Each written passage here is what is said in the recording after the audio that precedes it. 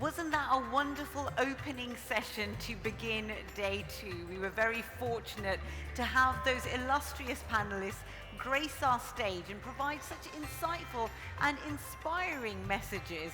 I hope people felt like you had a good takeaway in terms of the value-added practical tips that are being shared. Over the course of these 4 days here at Expand North Star, we're very fortunate that the organising team have really worked diligently for months on end in order to ensure that this stage is provided for some of the top speakers in the world. And this is a very friendly and communal environment that I feel people are able to share their business journeys and, where applicable, some of their life journeys as well. On that note, the next session really is following on from that, because the theme of journey is something that this particular session is really going to tap into. This fireside chat is going to be looking at the perks of shifting from founder to funder. So that particular journey, how it came about in the course of the careers of the two gentlemen who are going to join us. This is going to be expertly moderated by a wonderful woman I've just had a chance to meet. And again, just as I've encouraged right at the beginning, this is all about connections. We've made an excellent connection to begin our journey here. This session will be moderated by Espree Devora, who's a producer and host of many tech podcasts. She's based in the States, in LA. She's flown over especially for GITEX Global and to be here on the Expand North Star stage with us.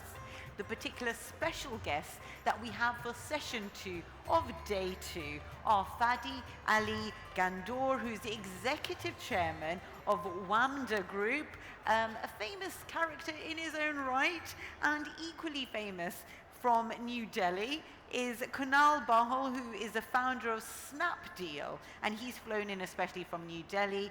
Fadi is here in Dubai representing the UAE connection in this conversation. And again, just reflecting the city here, which is a very global environment, this event and this conference, a very global environment. We want to echo that here on the stage.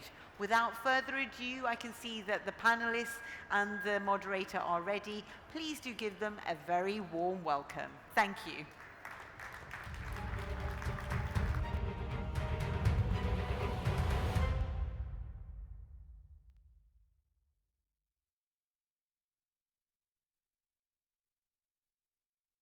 On? Hello. Hello, Expand North Star. I'm so excited to present today being a founder and then becoming a funder. So my name is Espree Devora with the Women in Tech podcast. Hi, guys. You want to go ahead and say hello, Fadi? Hi, good morning. Good morning. Morning. You want to say hello? Hi, everyone. Good morning. And you want to go ahead and introduce yourself real quick? Yeah, I'm Kunal. I'm the co-founder of Snapdeal and Titan Capital. We built various e-commerce oriented businesses in India and also now invest from our family office in early stage startups in India. Great. I'm Fadi Ghandour. I'm the founder of Aramex, and now I am with Wamda Capital, an early stage investment company. Awesome. So we're going to be talking about being a founder and becoming a funder, and which is really exciting. So the very first thing I'd like to talk about is what is the unique perspective going from being a founder and then becoming an investor give you? Who would like to start? Go ahead. I think there are largely three things that are going through a founder to funder's mind. One is, obviously they now have, one is they have capital, now they want to deploy it, and they'll obviously deploy it in things they understand the best, which is other startups.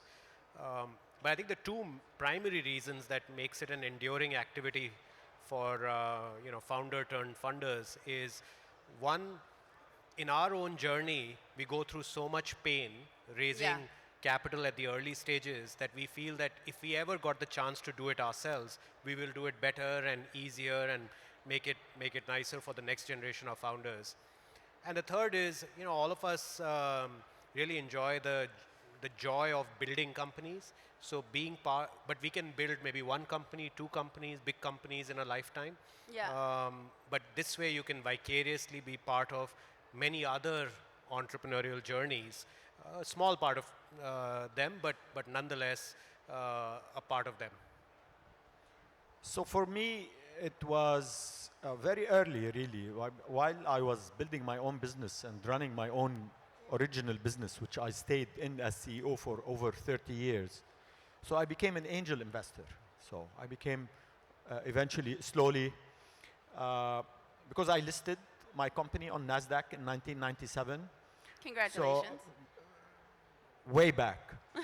And so counts. what happens is when you do that, and when you're when you build a business that becomes successful and gets listed, your name is out there, and so people want to knock on your door, start asking questions. And then back in 97, there was very little, there was no venture investing in this region. So, and so they sought individuals, techies, sought individuals to invest in them. This is the early days of the internet, as you know.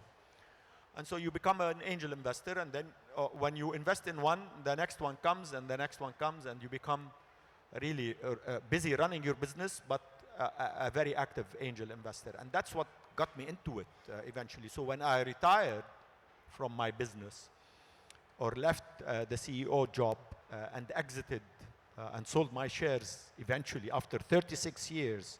So talking to entrepreneurs out there, you can't stay in your company for 36 years without exiting.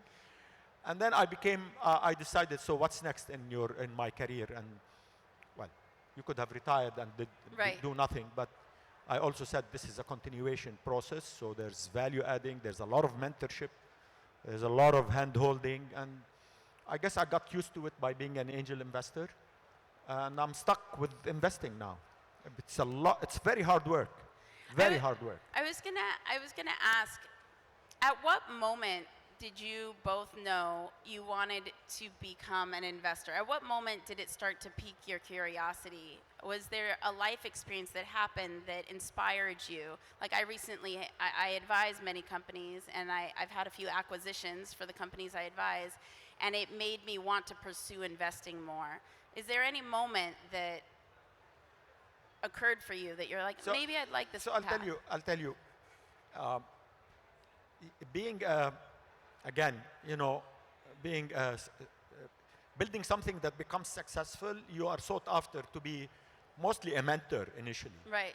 And so that mentorship thing has some attraction to it, even though being a mentor, as you know, is not easy, right? Yeah. But then what keeps you investing in early stage companies is when you have also early successes and you have big exits. Yes. And then you say, okay, I'm gonna do more. And so, yeah, I mean, there's no big secret to it. It's just, it just happens. Do you feel the same? Yeah, I agree. I think it generally starts with young founders reaching out to you for mentorship and advice. The capital is almost a byproduct. You know, in our Hindu literature, there's this saying which is called, which goes by, what you take owns you, what you give sets you free. So in some ways, when you become, let's say, like how Fadi said, an angel investor and eventually maybe running a fund or funds, it begins with giving advice, it begins with giving small amounts of money, but it's also very liberating when you do it. You know, I met an investor yesterday that said that he became an investor because he really wanted to see that he was helping change the world. It was very philanthropic for him. Do you feel that, and when you're making investment, in addition to even the mentorship, that you know that your money is doing something significant to make the world a better place? I know it sounds so cliche, but... It's a Silicon Valley thing. You know, all Silicon Valley entrepreneurs want to change the world. We're a bit more practical about it here, right? We know we can't necessarily change the world, but if we are contributing to it, we're happy. But we're not gonna go with this lofty statement, we're gonna change the world. I mean, who are you to change the world in the first place? Right.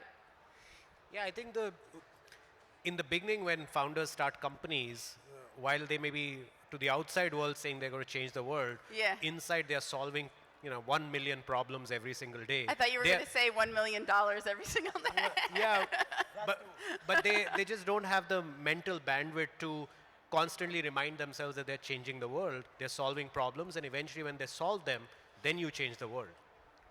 Exactly. I mean, I think Steve Jobs eventually understood he was changing the world, but when he started, he was at an apple grove, right?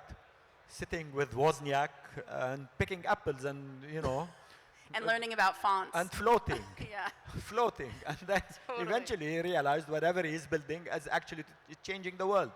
But it's a byproduct necessarily. But if you start with it, you must be Bill Gates with $100 billion worth of wealth. And then you can think that you can change the world. But if you are, or unless you're a medical researcher that discovers something that Right. is really changing. But as an investor, no. What's the difference for both of you, being a founder and being an investor? Which one do you prefer? They're both different, you know. I had building the business was exhilarating in the very early days. I mean, there Yeah. is an incredible euphoria. I mean, it's a sort of a paradox, right? You're suffering. Yeah. In the day, totally you understand. are suffering, but Yeah. when you look at it backwards, now Yes. you say these were the best days. Yeah. I And so, totally yeah, understand. I can't say that I have the same feeling in investing at all. Zero. It gives me no euphoria whatsoever. I want to say something real quick, and I want you to respond too. Being a founder was the most painful, incredible experience of my life, and I would do it all, every last bit of it, the moments of that I was crying and not knowing how I was going to make it to the next day. I would do it all over again because it was the most extraordinary experience of my life. Do you feel the same way, that you would do all the pain all over again to experience? Yeah, no, that was too painful. No, I have to be much younger than I am now to tell you I'm willing to withstand that pain. But no, I wouldn't start a business again. So why be a I mean, founder that's me. then? That Yeah. is me. There are others that want to be serial entrepreneurs. I am happy to help founders build their business, give them the experience that I've had, but I am not ready. I haven't been ready to really jump into building a business. It's not easy. I can No. tell you, entrepreneurs are out there, and it's quite a tough job to build a business from scratch. So why be a founder? Why be a founder? Yeah, for everybody For here. them? Yeah. No, because you're gonna experience the exhilaration, even if you fail, right? So you'll fail once, and then you'll come back and build it again, and that's part of the beauty of it. I mean, it is once you make it meaning not necessarily financially, but once you build a business that works and is successful, it's like delivering a baby, right? You deliver a baby, it grows, you love it. It loves you, and you love it back. But growing a baby to become an adolescent and then an adult, how difficult is that? It's exactly the same thing with building a business. And then when they grow up and go and run by themselves, you say, I have, look at my son, he's a genius. What are your thoughts? Yeah, you know, look, there are pros and cons to both. Neither is entrepreneurship made for everyone. Neither is, becoming an investor made for everyone. As a founder, you have a lot more control on your destiny because it's completely in your hands. All the good and bad Control. decisions. Yeah, all the good and bad decisions on a day-to-day basis are Yeah. in your hands. But all your eggs are in one basket. So that one basket, that one egg has to hatch. Yeah. As a funder or as an investor, you have a lot less control on the outcomes, but your risk is spread across many eggs in the basket. Yeah. So you don't need all eggs to hatch. So level of stress, I feel, Fadi, is 1/1,000,000th of being a founder. I mean, being a founder, you are experiencing 1,000,000 times the stress an investor experiences because you're dealing with all kinds of minute issues that the water stopped coming in the office today to raising investment because you need to make payroll the next month. Investors usually don't have to deal with those kind of stresses. Right. The most stress an investor experiences is a good performing company is shutting down. That's Right. the epitome of stress that an investor experiences. Yeah. For a founder, the epitome of stress is his only company, his only baby Our identity. not Yeah. working out. Yeah, completely. And since we have a mix of people in the audience, do you need to be incredibly wealthy to become an investor, or can you be interested in becoming an investor without your own money and pursue that career path? I think one of the things that AngelList and similar syndicate platforms have done over the last 5-7 years is really democratized investing, that you don't need to start with not even a lot of money, but any money. If you are a very well regarded executive, let's say in the startup ecosystem, you could start syndicating rounds in companies in early stage startups and build a track record, and eventually that leads to something bigger. Obviously, it does help if you have your own capital, because then you don't have to go convince people why this is a good company to invest in. No, I mean, and most investors are starting with friends and family. I was moderating a session yesterday with an emerging VC. He said to me, as a VC, Yeah. as a VC, that he raised his initial money through Twitter. Yes, it's true. Twitter's Twitter. powerful. He went on Twitter and said, I'm raising money and I'm investing in women entrepreneurs and minority entrepreneurs. And he started getting checks, $5,000, $10,000 from people. I mean, so it's, technology allows you and social media allows you to democratize whatever you're doing. You don't need to be very rich, but you need to know if you're doing that, then the money you're investing in early stage, you might lose. So it might make you a lot of money, but it might go away also. One has to be very careful with that. And as you all know, I am the producer and host of the Women in Tech podcast. I've interviewed hundreds and hundreds of people in over 100 countries. And my favorite question to ask, so I'm going to ask the both of you, is what is the best piece of advice that you've been given that has helped accelerate your career? I ask it on every episode, and I really love that What's a piece of question. advice that has helped Accelerate your career? career. At any point of your career. It could be before you started, it could be recently, at any point. Preserve your cash. Preserve your cash. Cash is king. You don't go out. This is the one advice that in the past 10 years, not a single entrepreneur was told. But it's all about cash. You don't have cash, you're gonna die. Very simple. Yeah, I think maybe related to that is, as you see success in your professional life, never let your personal lifestyle catch up with it. Because what happens is, in your professional life, there'll be twists and turns, and you need that buffer to absorb any shocks that come. And that allows you to be even more bold in the risks that you take. Amazing. Thank you for being at Expand North Star. How can people connect with you? LinkedIn. LinkedIn. Yes. And me, I'm Espree Devora on LinkedIn and womenintechshow.com to listen to the Women in Tech podcast. Thank you so much for having me. Yay, Expand